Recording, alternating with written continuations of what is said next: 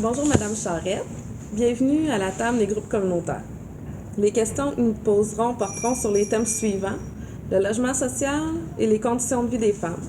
Je vous rappelle que nous avons au total 15 minutes. Commençons par la première question. Quelle est votre vision du logement social et communautaire pour le Canada? Bon, écoutez, j'ai quand même pris le temps là, d'aller chercher des données dans le programme du parti. Un programme, c'est un programme. Et vous posez... ça, c'est quand même une question assez large, là. C'est sûr que le Parti vert, c'est un parti qui est très, très près des gens et qui est éthique et qui veut vraiment travailler au bien-être de la population. Ils disent même bien-être dans leur slogan. Ça m'a quand même étonné. C'est sûr qu'ici au Canada, on a une tradition de venir en aide aux citoyens et aux citoyennes afin qu'ils puissent vivre une vie pleinement satisfaisante. On a établi un contrat social entre le gouvernement et le peuple. On finance nos programmes par un système d'imposition fiscale qui est progressif. On a fondé sur le principe que la société civile a l'obligation d'offrir des services sociaux qui permettent à tous et à toutes de contribuer à cette même société civile. On veut une société civile, il faut y offrir des services. Et de mener, les gens doivent mener une vie en toute dignité et en toute sécurité. Cependant, il y a 30 ans à peu près, le gouvernement a commencé à se retirer. Le filet social s'étiole un peu. Ils se sont retirés notamment de secteurs tels que le logement et on a accusé des retards et le contrat social finalement, comme je vous le disais, disparaît un peu entre le gouvernement et les citoyens. La rapidité des changements économiques et sociaux a donné lieu à de nouvelles réalités auxquelles il faut apporter des solutions créatives.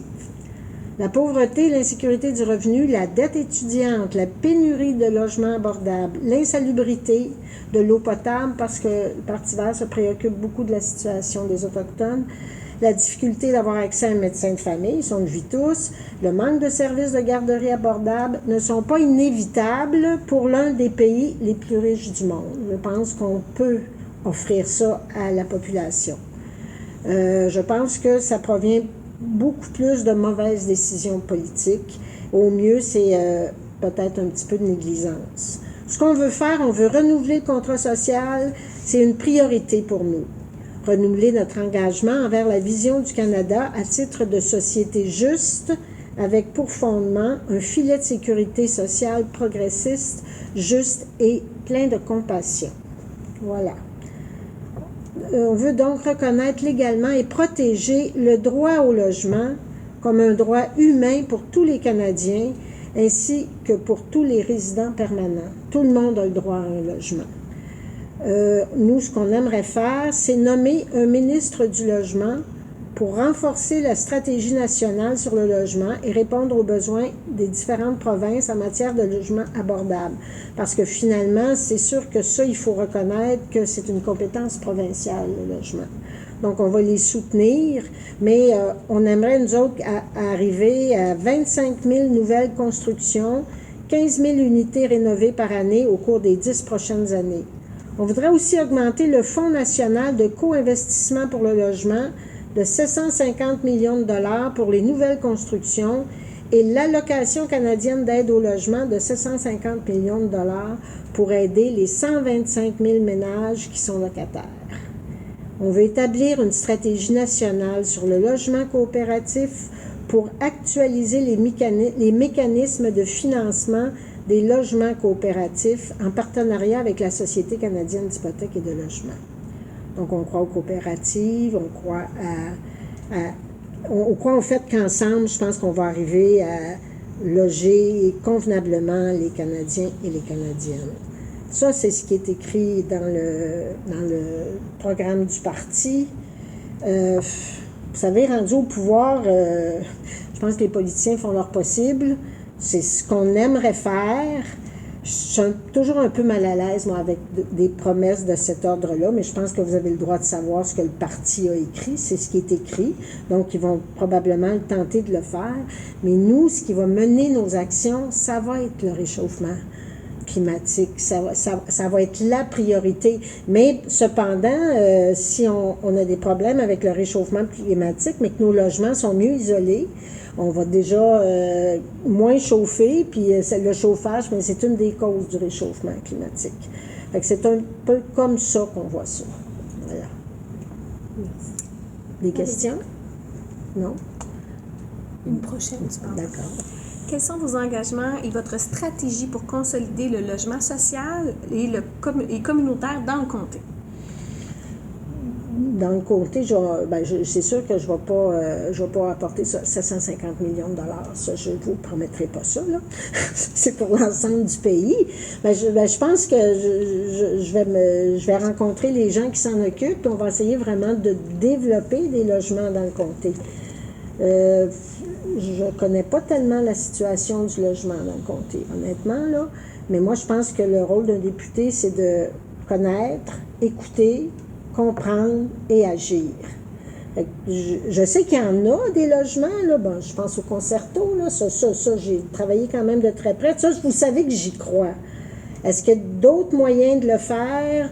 Probablement, puis je vais essayer de faire en sorte qu'il y ait des parties des sommes que le gouvernement voudrait mettre qui reviennent dans la région. Oui. C'est à mon tour. Oui, madame. Gontier. Vachon. Gontier-Vachon.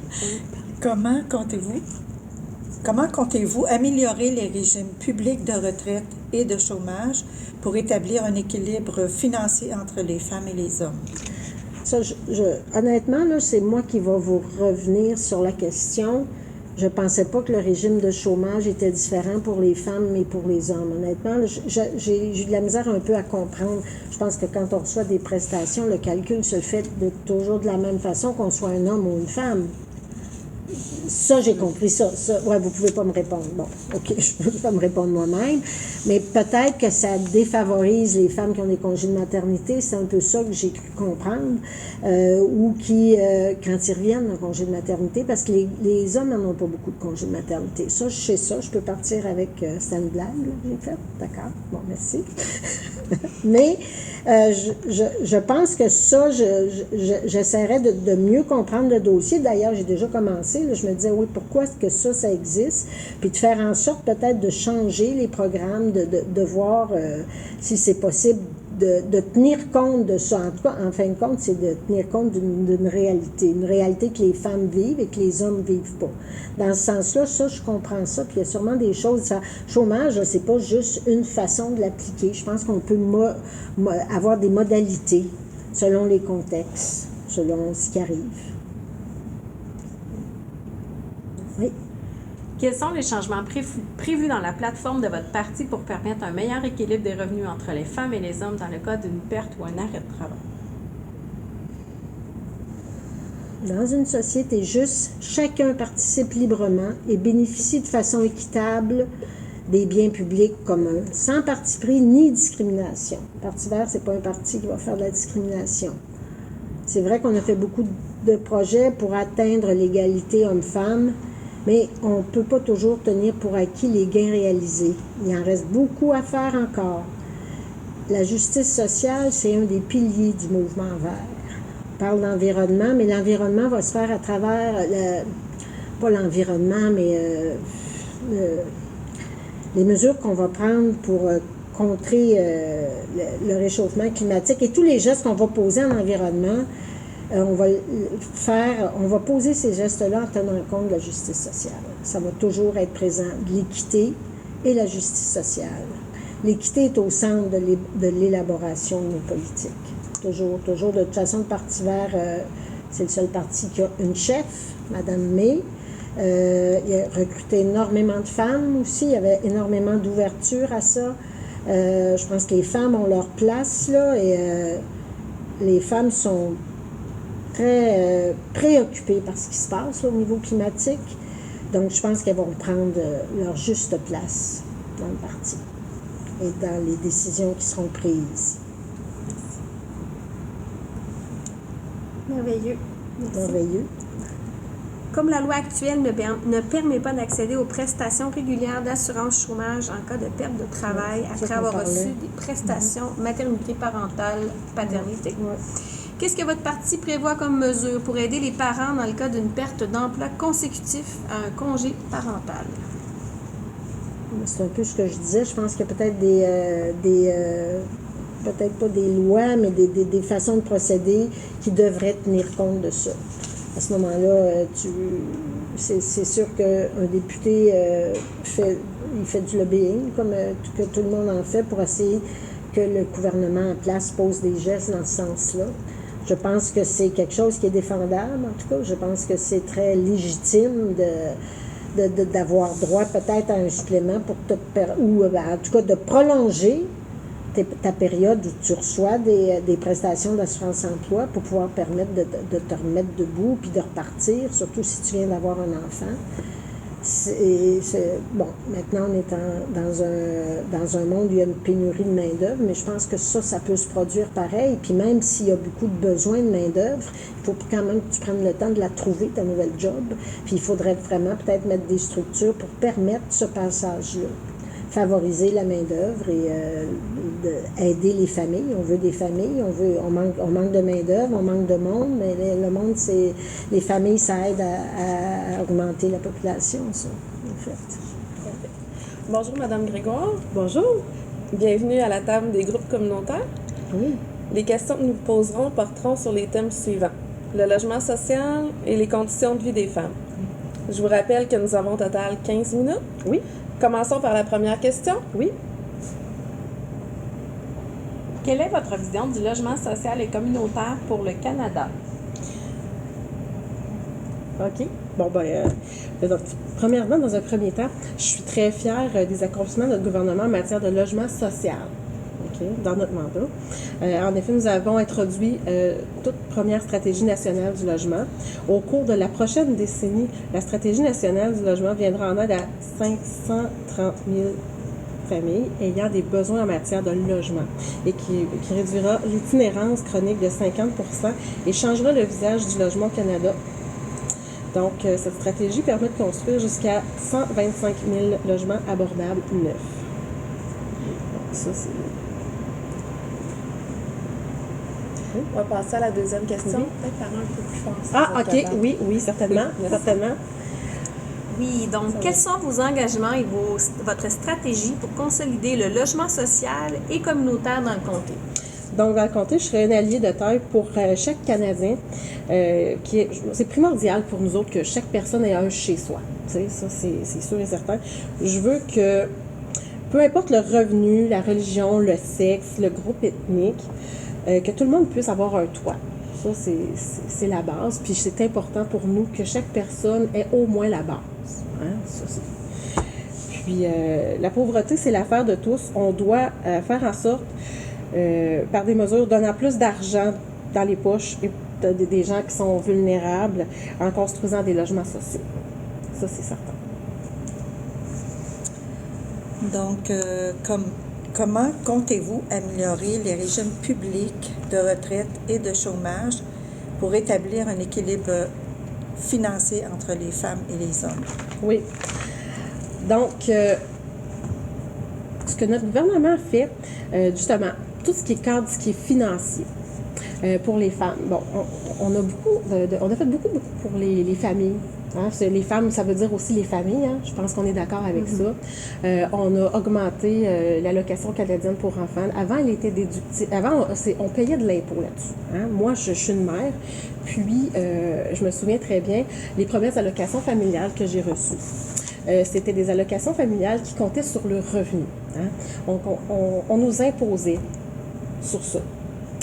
Ce qui est différent avec le Parti libéral, c'est que, puis ça aussi je l'ai vécu, j'ai reçu des allocations familiales et elles ne comptaient pas sur mon revenu. Donc, je ne paye pas d'impôts. Les gens reçoivent plus d'argent dans leur poche. Les jeunes familles, puis ça, c'est important que tout le monde le sache parce que c'est des mesures qui ont sorti 300 000 enfants de la pauvreté.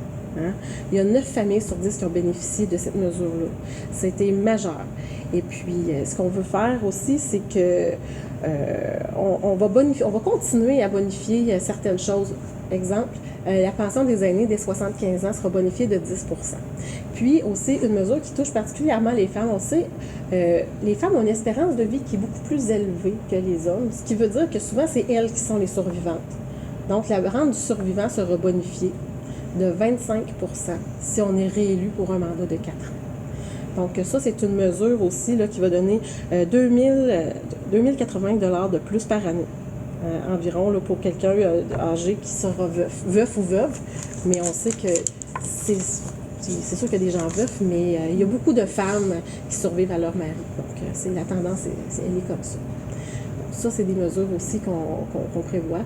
Puis pour les jeunes, je reviens aux jeunes familles, il y a 1 000 $ qui sera déboursé, qui sera donné en allocation pour les gens qui auront un bébé, c'est-à-dire un enfant de moins d'1 an. Ça, c'est très important aussi. Donc, ça, c'est avec un gouvernement libéral réélu. Voilà. Merci. Bien, ça me fait plaisir. Quels sont les changements prévus dans la plateforme de votre parti pour permettre un meilleur équilibre des revenus entre les femmes et les hommes dans le cas d'une perte ou d'un arrêt de travail?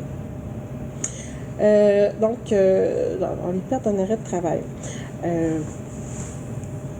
Pour aider davantage les femmes à trouver et à garder un emploi de qualité, nous appuierons tous les projets de recherche, les soutiens d'emploi annoncés.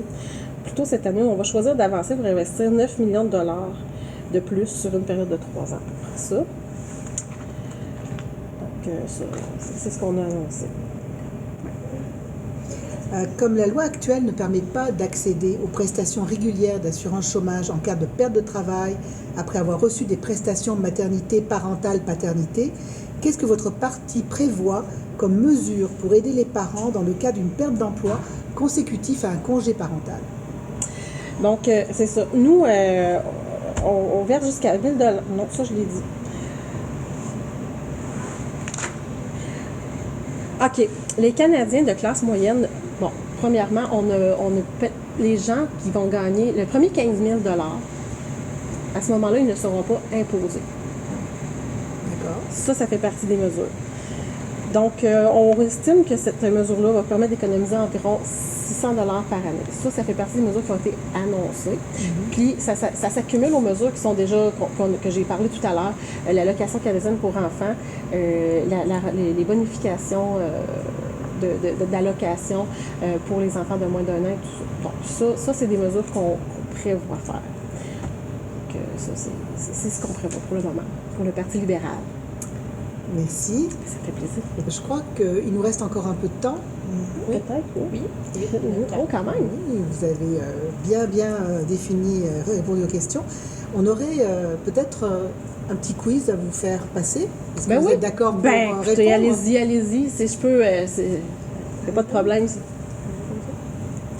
Combien y a-t-il de députés à la Chambre des communes? Oh! Alors, on a un choix de Il y a un réponse. Il y a un choix de réponse, ça peut ok. aider. 338, 411 ou 289? Je dirais pour 338. Bonne réponse. Merci. Et là-dessus, combien de députés proviennent du Québec? 54, 78, 49 ou 102? Je dirais pour 78. Bravo. Trouvez l'intrus. Il y a présentement 16 partis enregistrés auprès d'Élections Canada. Un de ces partis n'existe pas, lequel? Alliance du Nord, le Parti progressiste canadien, Parti Rhinocéros, le Parti POT ou le Parti libertarien? J'hésite entre le POT et le libertarien. Libertarien. C'était l'autre. C'était le Parti C'était pas loin. J'ai eu une petite hésitation. Oui. Parmi ces compétences, laquelle n'est pas une compétence fédérale? L'armée, l'assurance-emploi, l'aide sociale ou les lois criminelles? L'armée, ça, c'est sûr que c'est fédéral. Ensuite, c'est quoi? L'assurance-emploi, l'aide sociale ou les lois criminelles? Je dirais l'aide sociale. C'est ça. C'est provincial, effectivement. Vrai ou faux? Il est possible de voter par la poste. Non, on peut pas voter par la poste, c'est faux. Je pense pas. Maintenant, oui. Oui, c'est vrai? Ouais. Oui? Ah, Ouais. ça me surprend. Je suis surpris. Ça fait pas si longtemps que ça, mais cette année, en tout cas, il y a du monde qui a voté par la poste et on dit que ça a très bien marché. Ben, OK. J'étais pas au courant. Je suis très humble, là. Je n'étais pas au courant. Lors des dernières élections fédérales en 2015, quel pourcentage de la population a exercé son droit de vote? 45 33 68 ou 89 89, c'est trop. C'est quoi les autres chiffres? 45, 33 ou 68? J'aurais peut-être pour 68. Oui, c'est une bonne réponse. C'est bon. ça. Qu'est-ce que la péréquation? Veux-tu des choix de réponse? T'es La capable de l'expliquer? péréquation, mon Dieu. Ça, écoutez, je vais essayer de l'expliquer le plus facilement possible. Je pense que c'est l'enveloppe d'argent qui sert à envoyer aux provinces pour le secteur de la santé. C'est ça? Ou je l'explique peut-être mal. C'est pour l'ensemble des services, dans le fond. Ça sert à rééquilibrer Ben, en tout cas, c'est la l'enveloppe richesse entre qu'il y a Ottawa qui est splittée, excuse-moi l'anglicisme, mais par province. Là. dépendamment du Des- revenu de la province. Ça sert vraiment à rééquilibrer la richesse entre les provinces elles-mêmes. Et la santé en fait partie. Ben, Donc c'était une bonne réponse. c'était quand même pas si pire. Oui. C'est parce que des fois, on connaît la réponse, mais de l'expliquer pour que ce soit compris de tous, puis avec tous les détails, des fois, c'est plus... C'est un autre, c'est une autre chose. Vrai ou faux? L'État exerce trois pouvoirs distincts, législatif, discriminatoire et judiciaire. Répète-moi ça. Vrai ou faux? L'État exerce trois pouvoirs distincts, législatif, discriminatoire et judiciaire. Faux. Discriminatoire, il me semble que ça va pas là. C'est pas discriminatoire, C'est c'est vrai. exécutif. C'est exécutif. Bon, je suis pas pire. Non, non. Je vais répéter les questions, là, mais... OK. Trouver l'intrus. Qu'est-ce que le Canada n'est pas? Une monarchie constitutionnelle, une démocratie parlementaire, un régime présidentiel ou une fédération? Qu'est-ce qu'il n'est pas? Bon, c'est sûr qu'on a encore certains liens avec la reine Dans la monarchie. dans la monarchie. Ensuite, on est une démocratie, oui. Hein, parce qu'on est- bon. Ensuite, c'était... Un régime présidentiel? Non, pas de président ici. Non. C'est bon. Bonne réponse. Président. Et on est une fédération. Oui, c'est ça. Ben, écoutons, hein? Quand même. Pour une première. Quel est le mode de scrutin au Canada? Mode de scrutin majoritaire uninominal à un tour, mode de scrutin proportionnel ou mode de scrutin uninominal à 2 tours? Nous autres, là, on fait juste un tour. Là. On vote pour notre député, puis notre député est affilié avec un parti, puis ça fait en sorte de compter pour un siège, puis après ça, c'est comme ça qu'on on sait quel parti a gagné. Celui qui a gagné le plus de chaises. Donc, moi, c'est relié à un tour, c'est ça. C'est ça. Hein? C'est bien. Toutes Vous les avez questions étaient posées. Faites le tour du quiz. Il reste quelques minutes. Y a-t-il des choses complémentaires que tu aimerais apporter sur Le logement social ou les conditions de vie des femmes. Bien, c'est sûr que nous autres, au Parti libéral, la condition de vie des femmes, c'est très important. Je pense qu'on est l'un des partis qui protège vraiment beaucoup les droits des femmes. Hein, je pense qu'on est très présente aussi. On s'occupe d'avoir beaucoup de femmes qui aient accès à la politique, qui aient accès à des choses, qu'on puisse aussi protéger leurs droits. Je pense qu'on laisse le libre choix aux femmes en ce qui est d'avortement. On n'a jamais osé déposer un projet de loi là-dessus. Je pense qu'il n'y a aucun député qui a le droit de le faire. Ça ne serait pas soutenu. Je pense que s'il y a un parti pour qui comment je dirais, s'il y a un parti qui soutient la cause des femmes, le droit des femmes, ben c'est le Parti libéral. Ça, oui. Ouais. Moi, c'est vraiment mes valeurs. Puis d'ailleurs, c'est la raison pour laquelle j'ai choisi le Parti libéral. Je n'aurais pas pu le faire pour certains d'autres partis. Je vous remercie. Ben, ça me fait plaisir.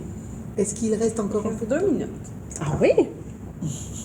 J'aimerais peut-être ajouter, peux-tu me permettre? Ben, moi, Ben j'aurais oui, aussi une ben, question, mais vas-y. Mais permettez-vous. Pas tant de questions, mais quand même, Parti libéral, je pense que c'est le premier parti qui a adopté la parité au niveau de son cabinet des ministres.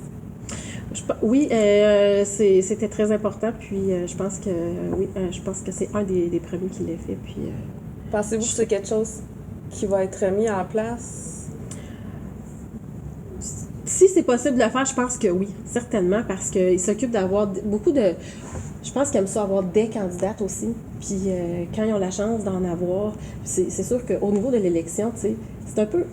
Quand on vote pour le candidat, qu'il soit homme ou femme, on vote pour le candidat. Donc, le hasard va faire en sorte qu'on ne sait pas qui va être assis sur quel siège, mais je pense qu'au Parti libéral, ils s'occupent d'avoir quand même une belle équité entre les candidats hommes et les candidats femmes pour faire en sorte qu'on puisse avoir la diversité puis qu'on puisse avoir des femmes qui soient présentes, donc des femmes élues. Je pense que ça, on continue dans ce sens-là, c'est certain. Merci beaucoup, Madame Grégoire. Bien, ça me fait plaisir. On va arrêter là. Je pense qu'on a épuisé le Il temps. reste 45 secondes. Malgré tout, écoutez, sachez, je vais peut-être les remplir. Moi, je suis très contente d'avoir eu cette discussion-là avec vous. Puis j'espère que j'ai pu faire en sorte là, de bien répondre à vos questions. Puis que je pense que je suis ici parce que je suis une femme de cœur, pas juste une femme pleine de politique, mais surtout de cœur, que j'ai à cœur ma région, que j'ai à cœur d'avoir les femmes de ma les femmes de ma région aussi. J'ai à cœur ma région, mais les femmes qui y habitent, je pense qu'on se doit de continuer à faire notre beau travail. Puis je suis vraiment fière d'être de Mégantic-l'Érable, puis je suis fière de nos femmes ici. Merci beaucoup. Merci beaucoup. Bonjour, M. Berthold. Bonjour. Bienvenue à la table des groupes communautaires. Les questions que nous poserons porteront sur les thèmes suivants: le logement social et les conditions de vie des femmes. Je vous rappelle que nous avons au total 15 minutes. Nous commencerons par la première question. Quelle est votre vision du logement social et communautaire pour le Canada? C'est une question qui est très grande, très large, et très, comment je peux dire, très importante. Il y a une vision qui est différente de logement social et communautaire, dépendant de ce qu'on vit en région ou d'une manière qu'on vit dans les grands centres. Parce que le logement communautaire, le logement social dans les grands centres, il y a des grandes enveloppes. Les municipalités ont beaucoup de sous. Et c'est beaucoup plus facile de développer du logement communautaire, du logement social dans les grands centres. Exemple, on va faire un appel de locataires. Ben, demain matin, ça va être rempli. Puis ici, pour avoir vu certains projets dans la région, pas juste ici à Lac-Mégantic, mais aussi dans la région de Thetford, quand on veut faire un projet communautaire, faut avoir les locataires d'avance, il faut être capable de signer des gens, il faut s'assurer que ces gens-là, soient présents. Et c'est deux réalités complètement différentes, puis des besoins complètement différents. Le gouvernement actuel a mis en place la stratégie nationale du logement, beaucoup de milliards, mais répartis sur tellement d'années que ça donne peu d'argent à chaque année. La bonne nouvelle, c'est que les gens savent que le gouvernement conservateur, on a l'intention de revenir à l'équilibre budgétaire, mais on ne touchera pas à ces enveloppes-là. Les enveloppes vont demeurer, ça c'est important pour nous autres parce qu'on trouve que c'est quelque chose d'absolument essentiel, à la fois pour les grands centres, à la fois pour les régions. Le problème qu'on a, c'est que le gouvernement a tellement dépensé qu'on n'a plus de marge de manœuvre pour aller plus loin pour l'instant dans ça. Qu'est-ce qu'on peut faire? C'est les enveloppes d'infrastructure qui sont là. Il y a des enveloppes qui peuvent être disponibles pour les logements sociaux, les logements communautaires. Mais dans les régions comme la nôtre, ça vient vraiment des initiatives locales. Ça vient vraiment des projets locaux. Ça prend des municipalités qui vont vouloir travailler avec leur office municipal d'habitation. Ça prend des organismes communautaires qui vont faire des projets comme le Concerto. Puis ces gens-là méritent d'être supportés. Et ça, c'est le côté que le fédéral est malheureusement pas impliqué. Le fédéral peut mettre des enveloppes. Je vous dis qu'on va garantir nos enveloppes, que l'argent va continuer d'être sur la table. Mais à partir de là, les priorités, puis tout ça, ça vient, ça relève du gouvernement provincial. Je n'ai pas été impliqué autant que je l'aurais voulu dans le projet du Concerto. Mais à chaque fois qu'on m'a demandé de participer, j'étais là. À chaque fois qu'il y avait des choses, j'ai voulu participer. Puis ça, c'est comme ça que je vois mon rôle de député dans Mégantic-l'Érable. D'être une ressource qui peut faire le lien entre la région et certaines choses. D'être là quand c'est important pour susciter soit de l'engouement autour d'un projet, pour en parler, pour faire en sorte que le projet soit crédible, puis que les gens aient le goût de se rallier à ce projet-là. Ça, c'est pour ça que les gens vont aller en élection le 21. pour choisir un représentant qui va être capable de travailler avec les gens du milieu, puis qui va être après ça capable de prendre tous ces projets-là, tout ce qu'il va avoir entendu autour de la table, puis aller défendre ça autour de la table du Conseil des ministres pour essayer d'avoir plus de sous pour le logement social. Mais il faut comprendre la réalité. C'est vraiment deux réalités complètement différentes, les grandes villes puis les régions. Puis, pour l'avoir vécu comme maire de Thetford Mines, quand on a voulu faire un projet qui a été très, très long à lever, on avait tout, l'argent, tout, on n'avait pas les locataires. Tu sais, puis c'est drôle à dire, on se cherche des locataires pour des habitations à loyer modique. Mais on sait qu'ils sont là, ces personnes-là. On sait qu'ils ont besoin de ces services-là. Mais la décision à prendre est difficile, de changer de milieu de vie, puis tout ça. Il faut qu'ils fassent confiance à un projet qui n'existe pas. Bref, moi, ça a été une révélation de travailler avec les organismes communautaires dans le domaine du logement social. Puis c'est toujours, je dis ça, là vous allez dire que je dis ça à d'autres parce que j'ai travaillé avec les aînés tantôt, puis on a parlé justement des femmes. Je disais que c'était une priorité. Mais le logement social et la situation économique des femmes, pour moi, c'est comme lié un peu. Puis oui, effectivement, c'est une de mes priorités pour le prochain mandat. Puis je pourrais l'occasion, je sais que je connais un peu les questions qui s'en viennent, d'en reparler un petit peu plus. Merci. Génial. Donc, quels sont vos engagements et votre stratégie pour consolider le logement social et communautaire dans le comté? Bien, je pense que je viens pas mal de faire le tour. Hein. C'est vraiment mon engagement personnel. Dans mon parti, je me suis assuré qu'au moins les sommes pour le logement communautaire social soient pas touchées. Pour moi, c'était important. Puis j'ai eu l'occasion de me lever dans le parti pour dire que ça, c'est des enveloppes qu'on ne doit pas toucher. J'aurais voulu qu'on en mette plus.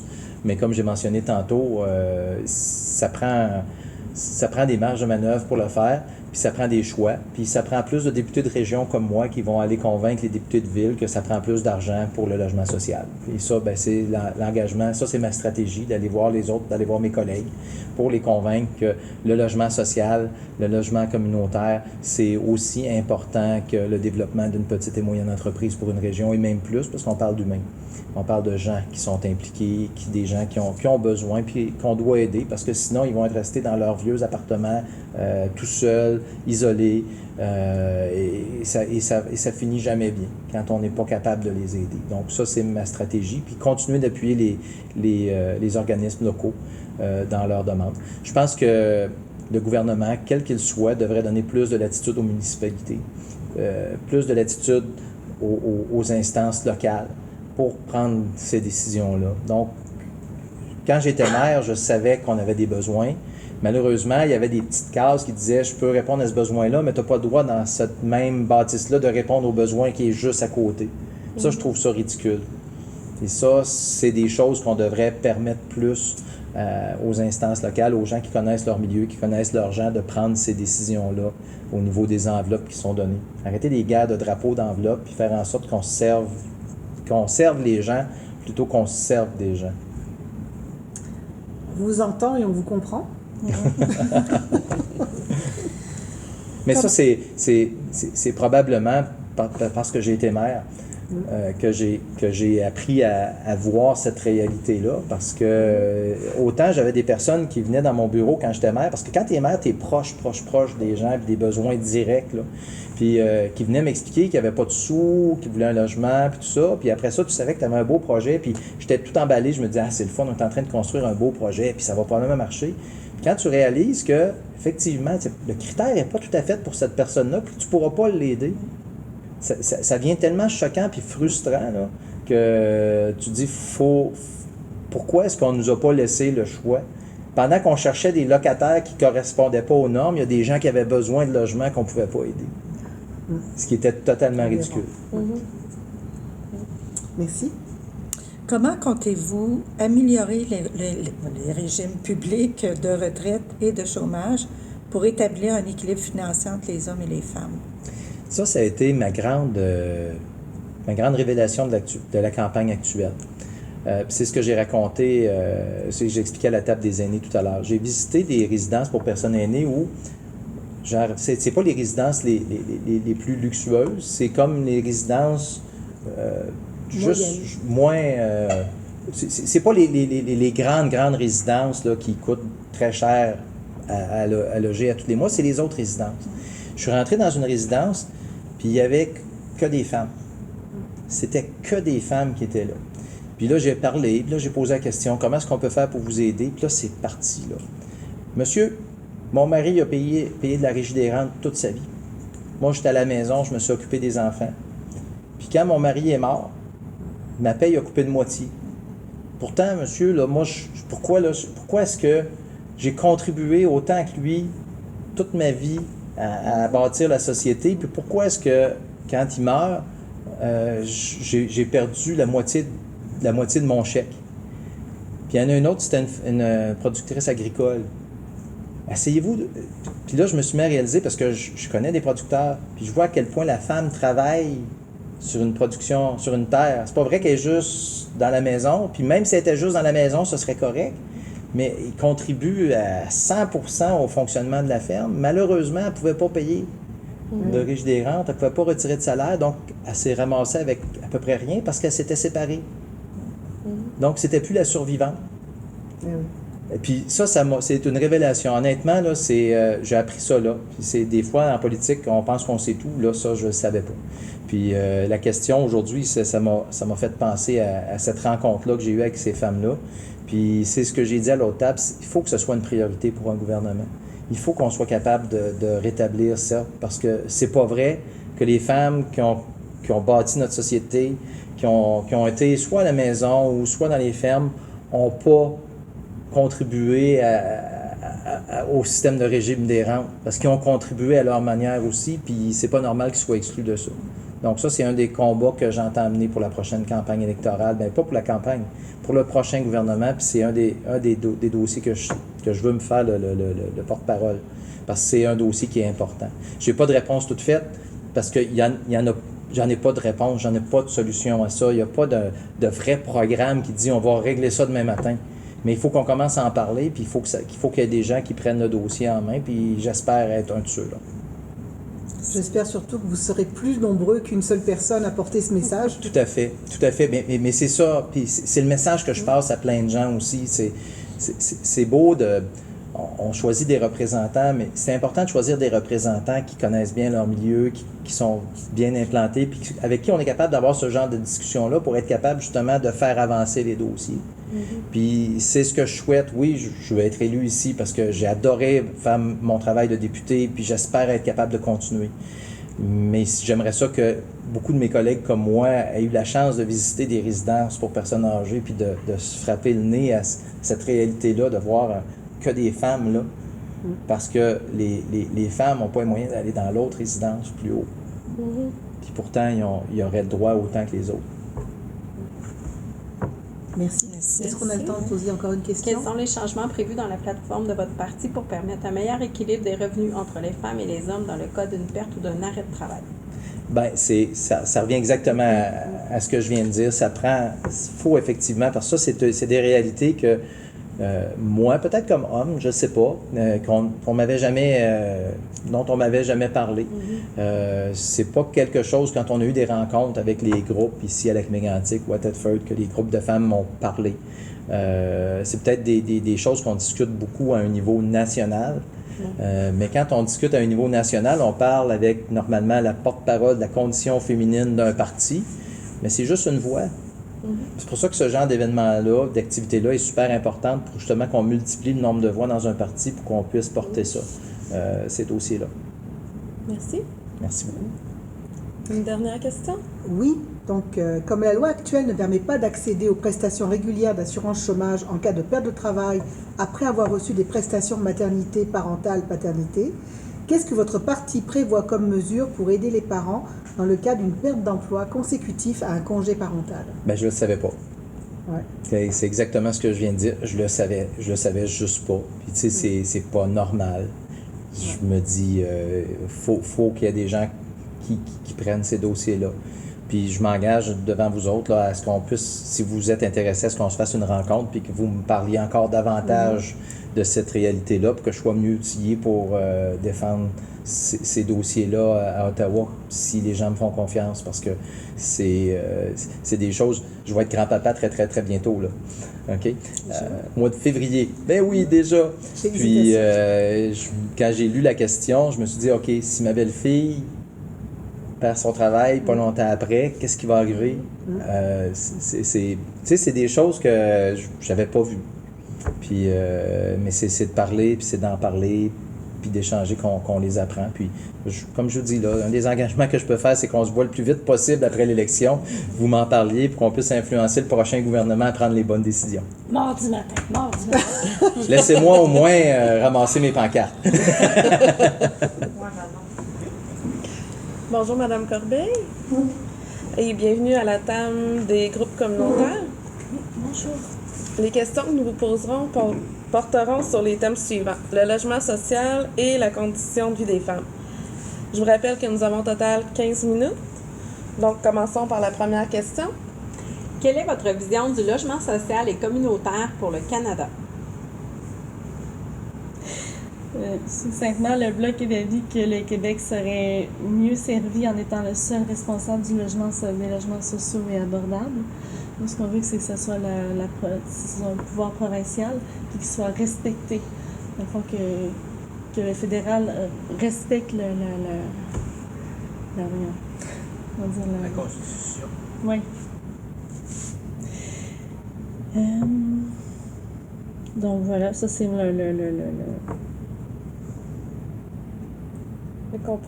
la vision du logement social et communautaire pour le Canada.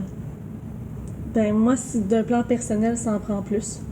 Ça prend plus de logements sociaux et communautaires. Il y a des gens qui, je sais pas pour ici, mais la liste d'attente est parfois longue. Les gens ont besoin d'avoir un logis abordable, surtout avec le coût de la vie qui augmente constamment. C'est un peu la même question qu'on avait eue à la table des aînés, parce que c'est une problématique qui est similaire. Puis, il y a eu des coupures aussi pour ce qui est des subventions pour les HLM. Nous, ce qu'on aimerait, c'est que ça soit pour pouvoir, nous, ce qu'on veut, c'est donner de l'argent au provincial pour qu'il puisse lui-même administrer ces choses, puis s'occuper d'offrir aux Québécoises et aux Québécois plus de logements sociaux, meilleure santé, meilleure éducation. Donc, c'est ce qui est valorisé par le parti. Puis, mais pour moi, en tant que telle, je suis étudiante aussi, fait que je subis aussi les coûts les hausses de la vie, la hausse du logement, la hausse de la nourriture, la hausse de tout. C'est dur des fois de joindre les deux bouts, puis ça peut être un soulagement pour les personnes qui sont un peu moins nantis, s'ils peuvent avoir au moins à plus trop se soucier de trouver un logement qui va être un coût faramineux parce que les loyers les coûts des loyers haussent constamment. Puis, c'est de plus en plus le cas aussi, notamment avec les différentes plateformes de location qu'il y a sur, mettons, je ne veux pas le nommer Airbnb, là, tout ça. Ça contribue aussi à hausser ces coûts-là. Puis, j'ai des gens qui sont très serrés aussi dans leur budget au fin de mois. C'était le cas des aînés, mais c'est aussi le cas de d'autres personnes, ceux qui sont sur l'aide sociale, par exemple.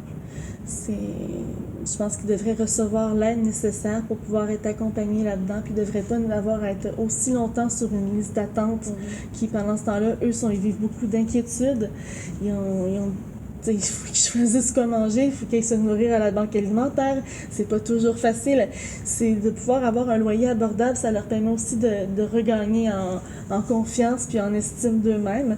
Et au moins se casser la tête, ils peuvent s'offrir des petites choses que des fois ils s'offriraient pas nécessairement. Que pour eux, ça va être des luxes, mais pour le commun des gens, ça va être juste comme normal. Mais tant que tu l'as pas vécu, tu peux pas. Mais c'est ça, c'est moi personnellement, c'est pas là. Parfait, merci. Merci. Quels sont vos engagements et votre stratégie pour consolider le logement social et communautaire dans le comté ici?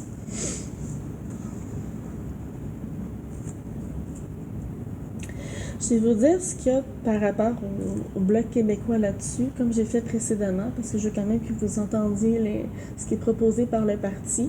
Puis après, je pourrais plus parler de moi-même, si vous voulez. Tout à fait. Donc, d'accord, parce qu'il faut quand même que je passe le message du parti, c'est ce que je représente, là.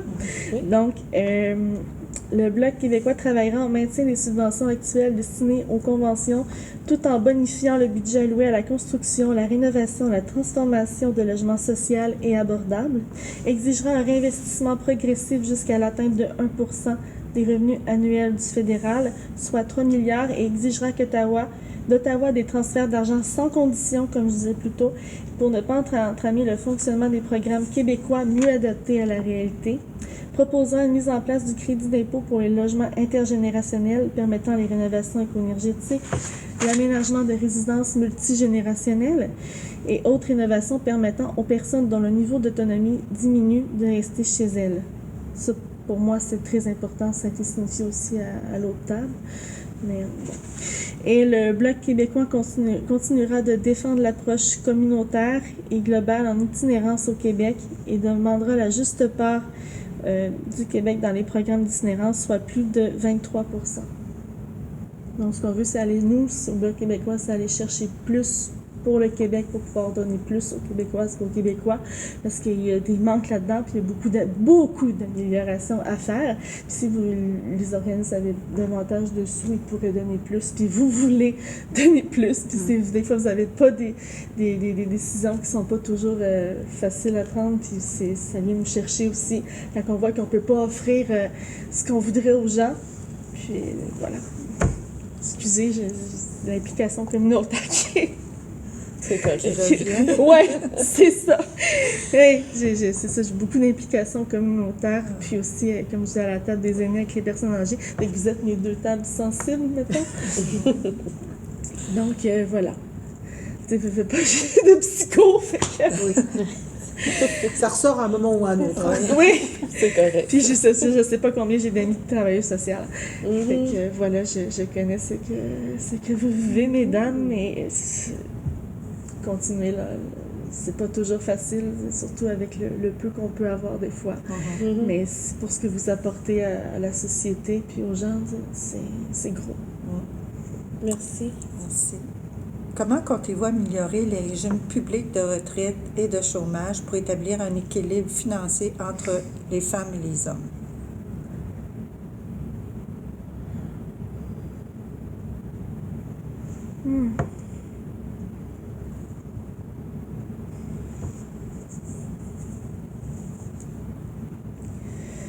L'équilibre financier, les femmes l'ont pas facile. Et ça, c'est toujours, on nous a donné des droits, mais on a toujours l'impression qu'on pourrait nous les enlever n'importe quand. Fait que là-dessus, faut se battre. Puis je crois beaucoup un jour à l'obtention de l'équilibre entre les hommes et les femmes. Ce qui est constaté par le parti, c'est que plusieurs aimeraient pouvoir se consacrer à temps plein à leur projet, si ce n'était que de l'insécurité financière. Ça, je parle des femmes entrepreneurs. Puis, il y a des femmes aussi qui partent des entreprises à temps partiel, qui aimeraient ça pouvoir aller plus loin avec leur entreprise. Mais les femmes ont des réalités que parfois les hommes n'ont pas non plus. Elles souhaiteraient avoir accès à des services malgré leur horaire atypique. Ont aussi besoin de financement, davantage de financement pour les femmes qui veulent se lancer à leur compte. Faire connaître aussi l'entrepreneuriat à temps partiel, ça c'est pour l'entrepreneuriat. Est-ce que la question portait sur les régimes publics de retraite? Oui, c'est ça. Oui. Donc, voilà. Le Bloc propose un examen complet, dans le fond, de l'assurance-emploi, ce qui n'a pas été fait depuis 15 ans. Il manque beaucoup de sous là-dedans. Puis nous, ce qu'on veut, c'est que ça soit revu pour que les gens puissent avoir leur juste part.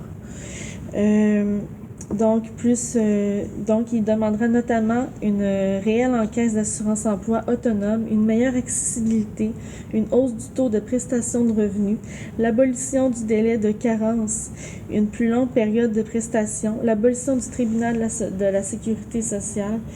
Et après plus de 20 ans d'inaction, il est temps de combler le trou noir à l'assurance-emploi une fois pour toutes, puis aussi les travailleurs saisonniers, puis les travailleurs et leurs familles. Donc, voilà, moi, ce que je veux redonner le plus possible au milieu. Parfait, merci. Il y avait des questions complémentaires également. Oui. Quels sont les changements prévus dans la plateforme de votre parti pour permettre un meilleur équilibre des revenus entre les femmes et les hommes dans le cas d'une perte ou d'un arrêt de travail? Il y a des choses que j'ai déjà dit là-dedans. Mais est-ce qu'on parle particulièrement parce qu'il y avait une autre sous-question qui était exactement sur plus précisément sur ouais, c'est ça. Ben, je peux poser la question Oui, parce suivante. que je répondrai aux Oui, deux oui, back-à-back. Donc, comme la loi actuelle ne permet pas d'accéder aux prestations régulières d'assurance chômage en cas de perte de travail après avoir reçu des prestations maternité, parentale, paternité, qu'est-ce que votre parti prévoit comme mesure pour aider les parents dans le cas d'une perte d'emploi consécutif à un congé parental? Dans les mesures prioritaires du Bloc québécois préconise pour l'assurance emploi, on retrouve la création d'une véritable caisse autonome, ça je l'ai dit tantôt, l'augmentation du taux des prestations également de 55 à 60, ce qui permettrait de venir l'augmenter le revenu des prestataires, l'accès au régime après 360 heures modulé selon le taux de chômage des régions économiques d'assurance emploi, d'améliorer considérablement l'accès à l'assurance emploi qui laisse pour compte plus de 6 chômeurs sur 10. C'est surtout des travailleurs autonomes, des travailleurs à temps partiel, des femmes. Dans le fond, c'est ceux-là qui ont le plus de difficultés et qui sont moins stables aussi. Ça les aide pas du tout à pouvoir se partir puis se reprendre. Les jeunes, les travailleurs saisonniers aussi. L'abolition de la carence que je disais plus tôt. L'assouplissement des règles relatives à la cessation d'emploi. Dans le fond, entre 4 et 10 semaines selon les circonstances, le droit des 2 semaines de vacances, un gain de 150 $, le système d'appel indépendant simplifié accessible. Pour ce qui est de... un instant. Pour ce qui est des femmes, donc, un enjeu majeur pour le Bloc québécois, c'est l'admissibilité à l'assurance emploi.